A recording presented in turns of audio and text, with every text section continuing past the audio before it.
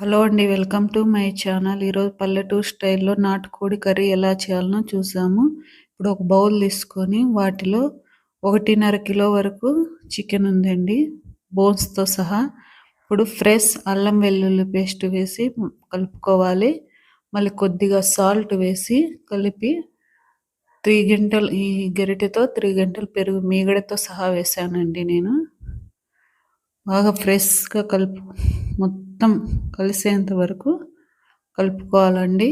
పెరుగు కూడా ఫ్రెష్ పెరుగు వేయాలండి, పుల్లగా ఉండకుండా. రెడ్ చిల్లీ కారం అండి 1 స్పూను, 2 స్పూన్స్ ధనియాల పొడి అండి. ఇప్పుడు అదంతా మిక్స్ అయ్యే వరకు కలిపి 2 అవర్స్ ఫ్రిడ్జ్లో పెట్టాలి. తర్వాత కుక్కర్ మూతను తీసుకొని ఒక గరిటె ఆయిల్ వేసుకొని చెక్క, లవంగం, యాలకులు, జీలకర్ర వేసుకోవాలి.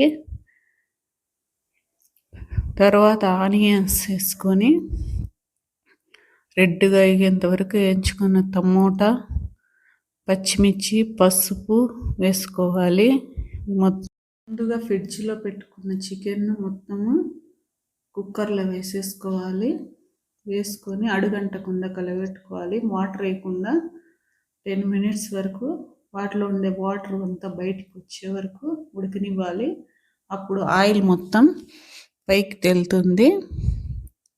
ఇలా ఆయిల్ అంతా పైకి తేలిన తర్వాత చూడండి, ఆయిల్ మొత్తం తేలింది కదా. ఇప్పుడు ఒక 1/2 లీటర్ పైన వాటర్, వేడి వాటరు పక్కన కాచి పెట్టుకోవాలి. కూల్ వాటర్ మాత్రం వేయకూడదండి, హాట్ వాటర్ వేసుకోవాలి.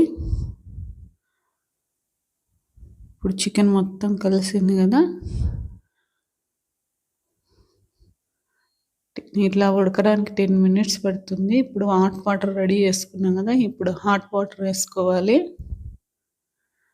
హాట్ వాటర్ వేసిన తర్వాత కొత్తిమీర, కరివేపాకు వేసుకోవాలండి. నా దగ్గర కొత్తిమీర లేదు, అందుకే కరివేపాకు మాత్రమే వేసాను. మళ్ళీ ప్రెషర్ కుక్కర్ మూత పెట్టి 5 విజిల్స్ వచ్చే వరకు ఉండాలండి. ఇది నాటుకోడి కాబట్టి చూడండి, 5 విజిల్ తర్వాత ఆయిల్ మొత్తం తేలిపోయింది, బాగా ఉడికింటుంది. ఇప్పుడు ఉప్పు తక్కువగా ఉంది, కొద్దిగా ఉప్పు, చికెన్ మసాలా వేయాలండి. ముందు వేయకూడదు, దించిన తర్వాత వేడి మీదనే చికెన్ మసాలా వేసి కలుపుకోవాలి. ఎంతో టేస్టీగా ఉంటుంది. పల్లెటూరు నాటుకోడి కర్రీ అండి, ఎంతో టేస్టీగా ఉంటుంది. ఒకసారి ట్రై